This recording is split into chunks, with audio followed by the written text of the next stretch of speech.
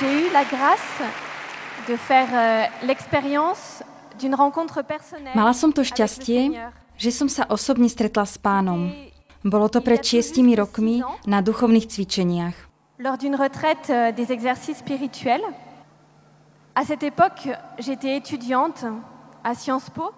Študovala som vtedy politické vedy a štúdium malo pre mňa veľký význam. Bol to pre mňa spôsob, ako ponúknuť svoj talent, svoje nadanie do služby pre Pána. Au service du Seigneur. Blondín, rovnako ako ďalších 8 000 ľudí prítomných tu v Lurdoch, je členkou ignacianskej rodiny. Pri príležitosti 450. výročia smrti Ignáca z Loyoli oslavujeme 3 pútnikov, priateľov v Pánovi a zakladateľov spoločnosti Ježišovej. Ignáca z Loyoli, Františka Xaverského a Piera Favra. Tento mesiac vám Net4God ponúka možnosť ešte viac spoznať postavu Ignáca a jeho spiritualitu prostredníctvom mužov a žien, ktorí sa ním inšpirujú ešte aj dnes.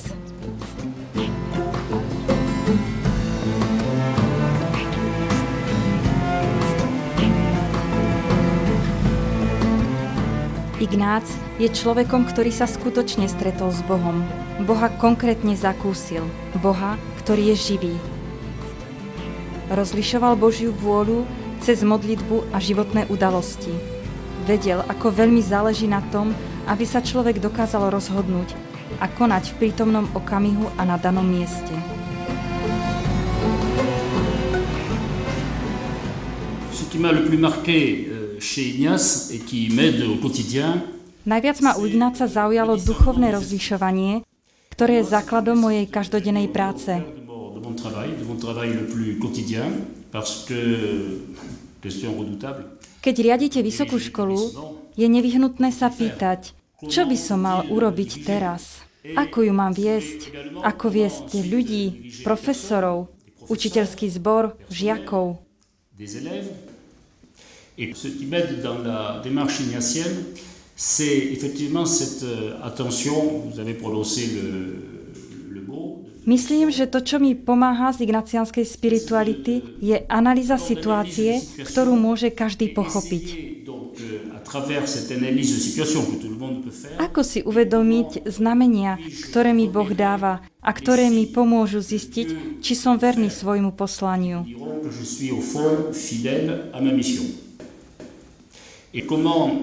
Ako môžem pomôcť ľuďom, aby vo svojom živote dokázali rozlíšiť znamenia od Boha? Dieu peut lui adresser.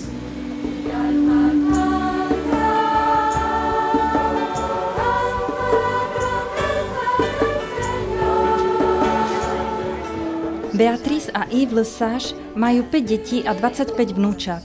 Sú manželmi už 47 rokov. Pendant 20 ans, on n'était pas du tout dans la mouvance ignatienne. Pred 20 rokmi sme ešte nepoznali ignaciansku spiritualitu. Až po jednom letnom stretnutí sme zistili, že vlastne túto spiritualitu žijeme bez toho, aby sme si to uvedomovali.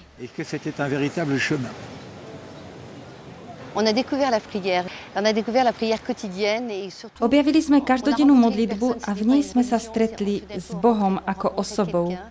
Pre nás je to modlitba a evanjelium miesto stretnutia. Le lieu de la rencontre. Objavili sme aj odpustenie a zmierenie sa s Bohom. Pochopili sme, že máme svoje hranice, obmedzenia a že nás Pán prijíma takých, akí sme. To nás naozaj oslobodilo.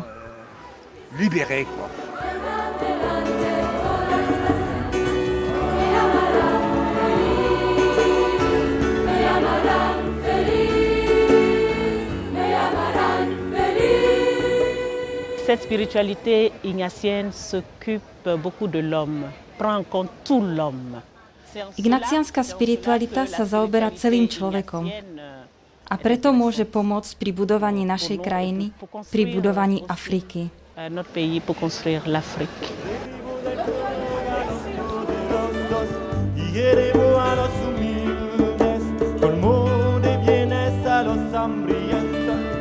A los ricos con las manos vacías.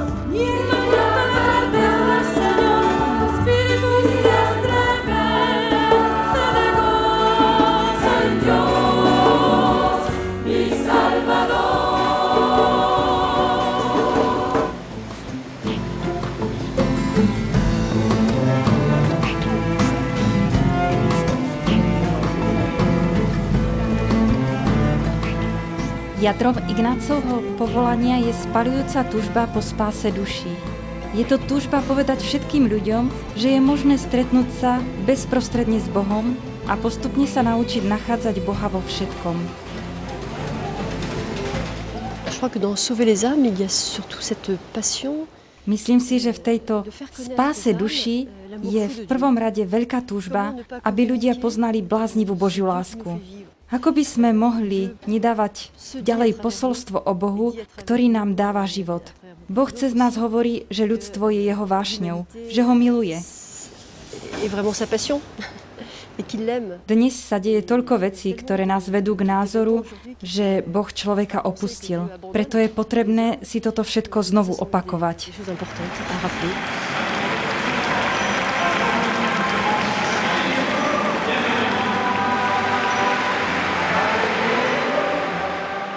Isabelle Le Bourgeois je reholnou sestrou. Už 10 rokov pracuje v duchovnej službe vo väzení Fleury-Mérogis v blízkosti Paríža, kde sa stretáva s Bohom skrze návštevy väzňov. Alors vous imaginez 9 mètres carrés, 2 hommes par cellule. Predstavte si 9 metrov štvorcových väzenskej cely pre dvoch ľudí. Jeden druhého si nevybrali. Sú tu kvôli najrôznejším veciam.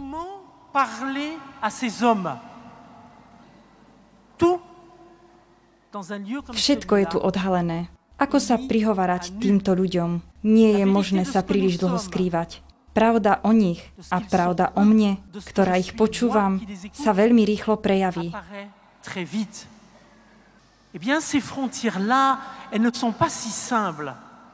Tieto hranice nie sú jednoduché, pretože ide o zápas. Často mám chuť povedať, čo chce toto individuum s tým všetkým, čo má za sebou. Radšej by som sa venovala jeho obetiam.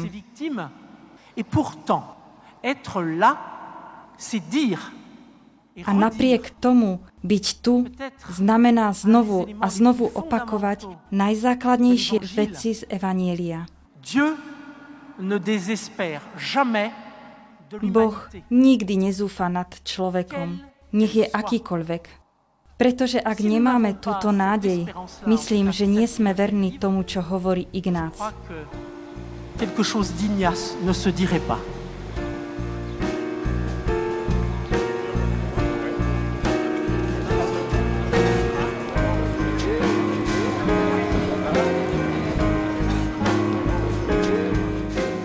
Jean Caron je ženatý, otec 9 detí, je profesorom filozofie na prípravnej škole gymnázia Centrum Madeleine Danielu v parížskom regióne vo Francúzsku. Povedal by som, že jezuitská pedagogika, tak ako ju vidím žiť ľudí okolo mňa, je pedagogika dôvery. Je to dôvera v dočasnosť. Je potrebné zmieriť sa s tým, že je potrebný čas na dozrievanie. Čas na trpezlivosť. Čas, ktorý mnohokrát zaberie veľa času. Je tu pasca, ktorá číha na nás, všetkých, ktorí učíme. Týka sa to najmä prípravných tried, ktoré sú nevyhnutné, ale pritom časovo obmedzené. Tá pasca spočíva v presvedčení, že všetko je možné urobiť ihneď a že je to na vyučujúcom, aby všetko urobil ihneď. Dokážete si predstaviť, že táto dôvera v časovú obmedzenosť a v trpezlivosť spôsobí tiež dôveru v jedinečnosť každého človeka. Máme 10 žiakov, niekedy až 45 žiakov v jednej prípravnej triede. To znamená 45 krát 1. Ako nájsť konkrétny spôsob jednania s ľuďmi, z ktorých každý je jedinečný? Je nutné chápať výchovu ako duchovné doprevádzanie.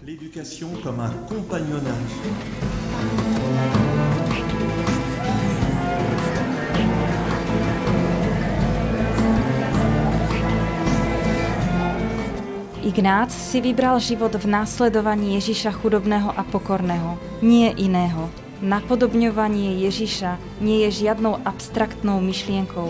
Ignác sa rozhodol zostať bez pút, byť disponibilný a voľný k tomu, aby išiel tam, kde ho Boh zavolá, aby bol Boh vo všetkom na prvom mieste.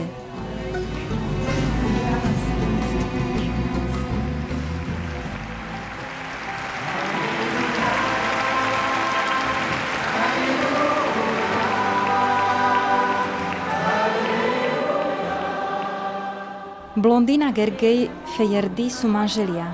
Blondín je francúzska, Gergej je Maďar. Sú členmi komunity Šemanev. Raz nám na duchovných cvičeniach navrhli, aby sme sa modlili s textom z Evanielia svätého Jána.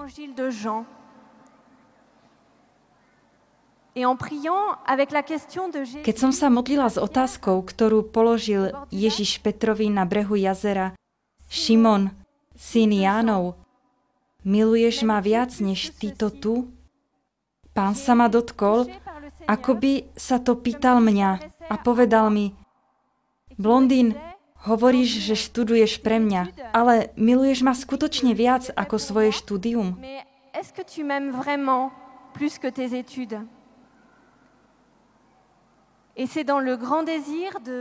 Mala som veľkú túžbu povedať áno, ale v realite života som sa vzdialila od tohoto áno, ktorým som sa mohla naplno darovať Pánovi.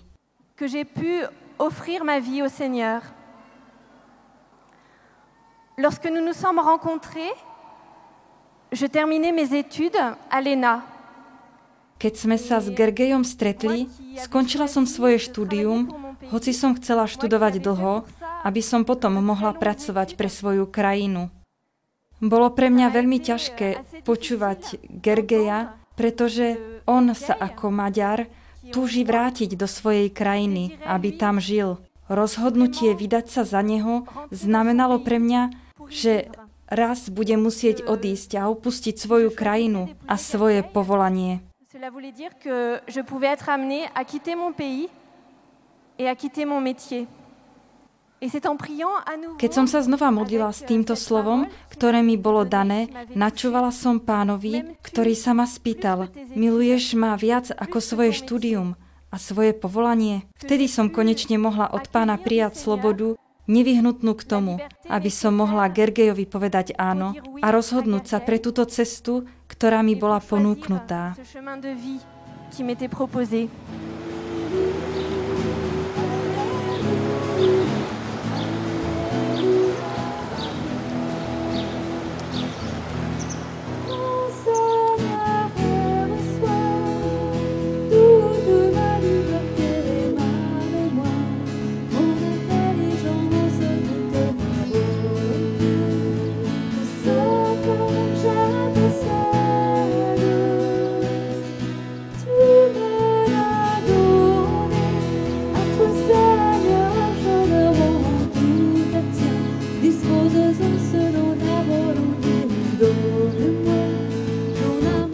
L'homme est créé pour louer, respecter, servir Dieu. Človek je stvorený, aby chválil Boha, vzdával mu úctu a slúžil mu a takýmto spôsobom si spasil dušu. Mať úctu k druhým v politických kruhoch znamená rešpektovať svojich protivníkov. Je to dôležitá vec. Spása prichádza aj cez politiku. Túžba a horlivosť je niečo, čo je základom duchovných cvičení. Od nás sa žiada, aby sme boli indiferentní, ale ten, kto je indiferentný úplne vo všetkom, nemôže nakoniec urobiť nič. Aby sme mohli byť indiferentní, je potrebné, aby sme boli horliví. Bez toho nie je žiadny boj. A verím, že duchovné cvičenia dodávajú viere túto horlivosť aj pre politiku a pomáhajú tým, ktorí majú túžbu po angažovaní sa v politike a zároveň chcú zostať slobodní a indiferentní, ale predsa horliví.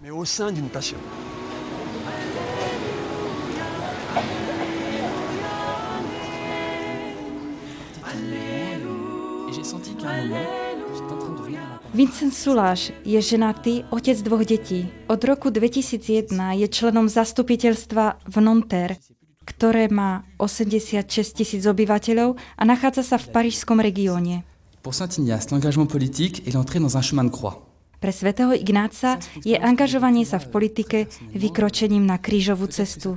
Je to skúsenosť, ktorú som sám prežil. V roku 2002, počas Svätého týždňa, v noci z útorka na stredu, vtrhol jeden šialenec na zasadanie zastupiteľstva v Nanterre a zabil 8 našich kolegov. Koniec tohoto Svätého týždňa mi veľmi pomohol, aby som vydržal. Na Veľký piatok pri spomienke na ukrižovanie som mohol opäť nájsť to, čo už bolo zničené a čo bolo základom mojej politickej angažovanosti. Cette espèce de ressort qui vous pousse à aller vers les autres et qui avait été détruit. Bol to istý druh motivácie, ktorá nás nutí ísť v ústrety druhým. Ale hlavne som pri tejto príležitosti spoznal, čo spôsobuje rozdiel medzi veriacimi a neveriacimi. Na prekonanie ťažkostí, sklamaní a neúspechov je potrebné mať schopnosť udržať si odstup od politiky. My, kresťania, vieme, že politika svet nespasí. V tom spočíva naša sila. Žiadny náš neúspech neznamená koniec sveta. A tak si uchovávame odstup od politiky. Vďaka tomu máme odstup aj popri našej angažovanosti.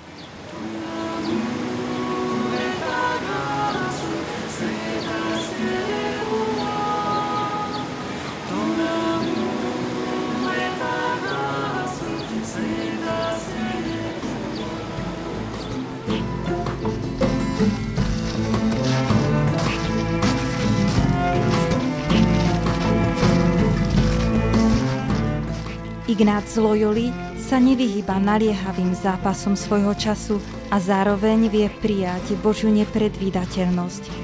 Ignác žije kontempláciu v činnosti, hovorí, že je potrebné nájsť Boha vo všetkých veciach a stále viac túžiť vnútorne spoznávať Krista.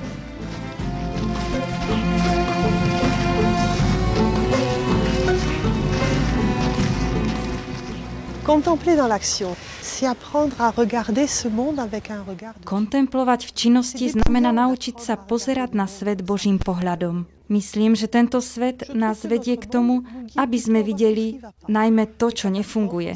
Vidíme len samé katastrofy. Vidieť to, čo nefunguje, to dokážeme.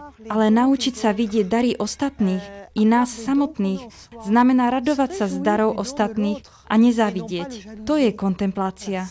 Môžeme povedať, že je to učiť sa pozerať sa tak, ako sa pozerá Boh.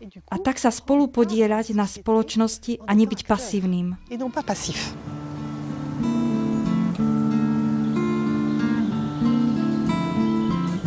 Ayez le monde en vous. Majte svet vo vás. Majte svet ako klauzúru alebo ako kaplnku. V našom vzťahu k svetu by sme mali zostávať otvorení voči iným. Nie je cieľom zapáliť veľký oheň v našom dome preto, aby tam prichádzali ostatní ľudia, ale naším cieľom je prinášať oheň všade tam, kde je to možné. Bola som vyslaná do Afriky a 11 rokov som pôsobila ako katechetka študentov na pobreží Slonoviny a v Čade. Do Čadu som odišla hneď po vražde našej sestry Kristiny. Bol to pre mňa veľký osobný krok zmierenia medzi touto krajinou a našou kongregáciou, ktorá bola zranená.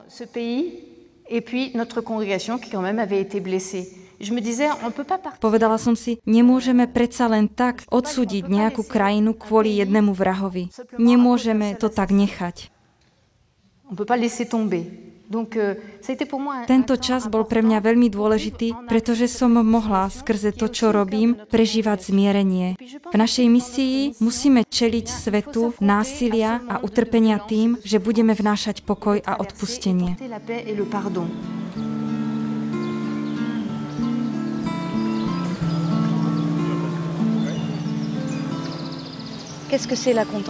Čo je to kontemplácia? Znamená to byť v prítomnosti prítomného. V ignacianskej rodine máme duchovné exercície, ktoré sú základom pre rozvoj kontemplatívneho pohľadu cez ohliadnutie sa, modlitbu zmluvy. To znamená, že si na konci dňa znovu pripomeniem priebeh celého dňa, aby som zaň mohla Pána chváliť.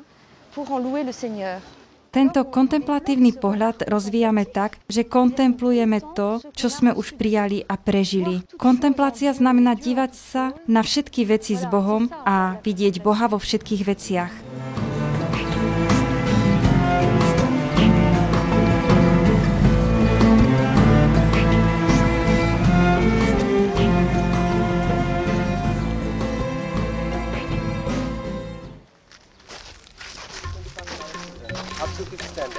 Yeah.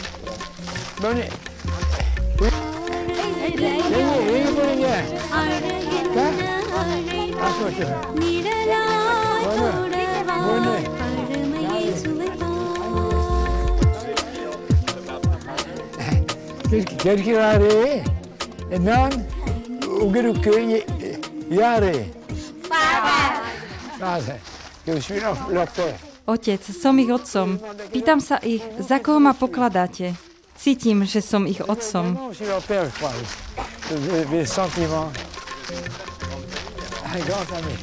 Otec Pierre Sirac je tiež priateľom Ignáca z Loyoli. V roku 1937 bol vo Francúzsku povolaný k tomu, aby sa stal jezuitským misionárom a India sa stala jeho krajinou. Rovnako ako matka Teresa, ktorú poznal, precestoval túto zem na motorke, autom a vlakom, aby slúžil tým najúbohejším. Jeho činnosť, ktorá zahrňa aj 15 rokov strávených v utečeneckom tábore Červených Kmérov pri hraniciach s Thajskom, je ohromujúca. V súčasnosti má 92 rokov a stále pokračuje v cestách po Indii.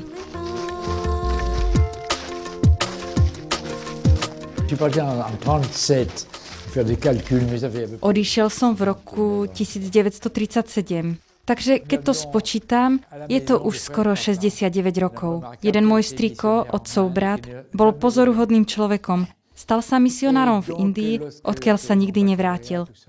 Po maturite na miesto štúdia na vysokej škole v Paríži som povedal svojmu otcovi, že by bolo lepšie odcestovať a vystriedať strýka. A tak to vzniklo.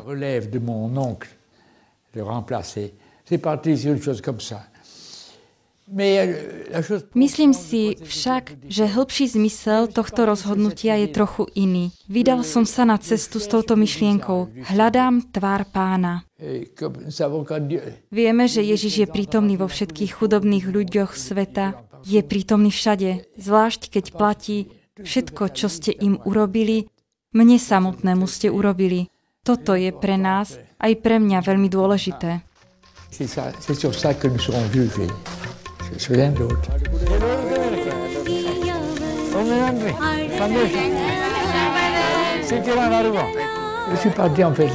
Vychádzam z tejto myšlienky hľadať tvár Pána a odrážať Pánovu tvár. Tento odraz je len láska. Je len jeden spôsob, ako odrážať tvár Pána a týmto spôsobom je láska.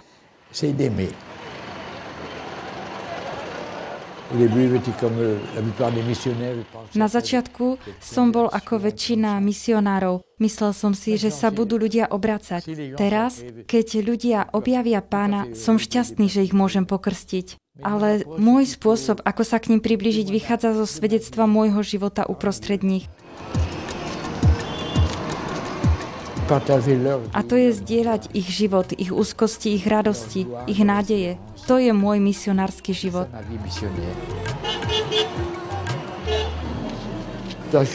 Je to snaha o vytváranie stále väčšieho priestoru pre lásku. Je to snaha skontaktovať sa s čo najväčším počtom detí. Pretože v Indii sa nesmieme uspokojiť s pomocou pre 200-300 detí. Je treba prekročiť tisícky.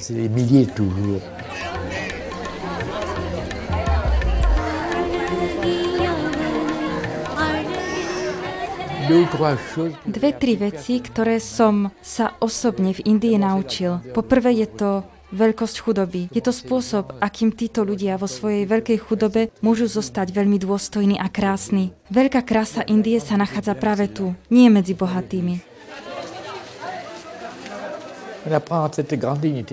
Učíme sa dôstojnosti chudoby a to je pre nás, kresťanov, veľká vec, obzvlášť v krajinách, kde majú peniaze takú veľkú hodnotu. Po druhé, to, čo je prekvapujúce, je nádej.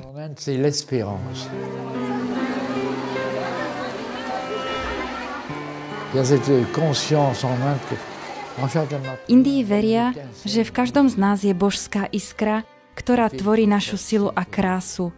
Volajú ju Atma. Je to pôsobivé. Majú Boha v sebe.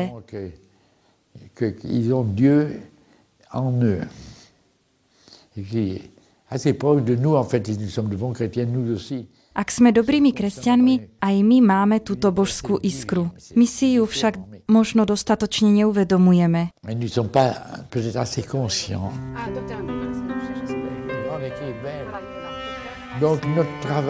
Naša práca často ľudí šokuje. Nejde ani veľmi o to, aby sme im odovzdali zmysel Boha. V Indii je všetko sveté, ale skôr ide o to, dať im zmysel človeka. Všetko, čo ste urobili tomu najmenšiemu, mne ste urobili. Keď dám kúsok chleba človekovi, ktorý umiera hladom, dávam ho Bohu. Vidíš, toto sú naši priatelia malomocní.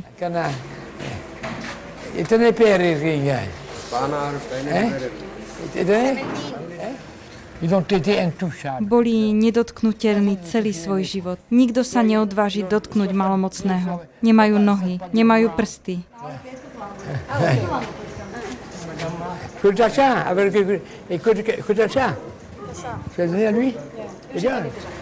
Je potrebné dotýkať sa malomocných. Je to dôležité preto, aby znovu našli svoju dôstojnosť. Nejde o peniaze. Dôležité je priblížiť sa k ním.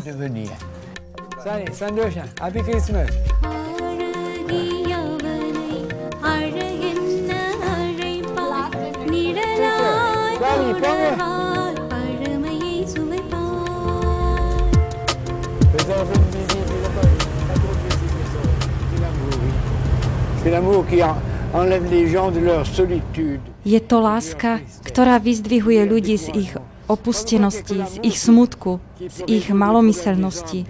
Verím v to, že je to len láska, ktorá môže vyriešiť problémy ľudí. Vieš, neexistuje nič väčšie ako láska.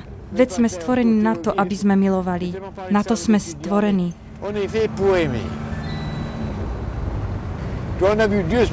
Vidíš, dnes ráno sme videli Boha. Tá veta, ktorú som citoval, je v jazyku Tamul.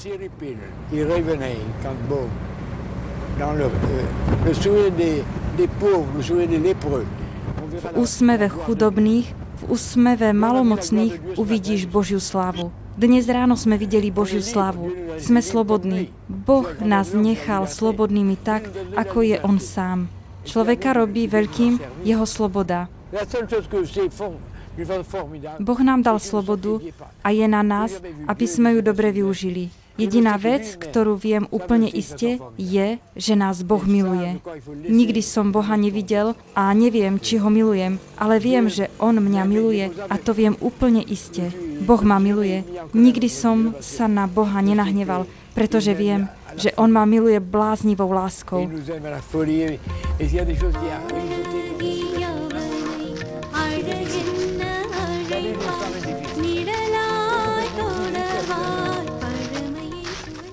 Hľadám Pánovu tvár a snažím sa dávať túto tvár ďalej ako odraz. Odrážať túto tvár, ktorá je tvárou lásky.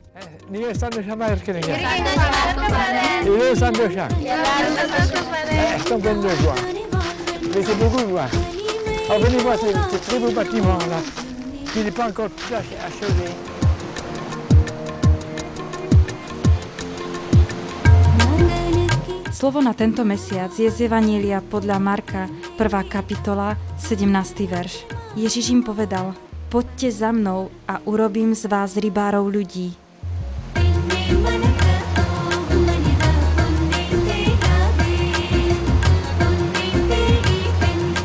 Tento mesiac sa s nami môžete modliť za Indiu.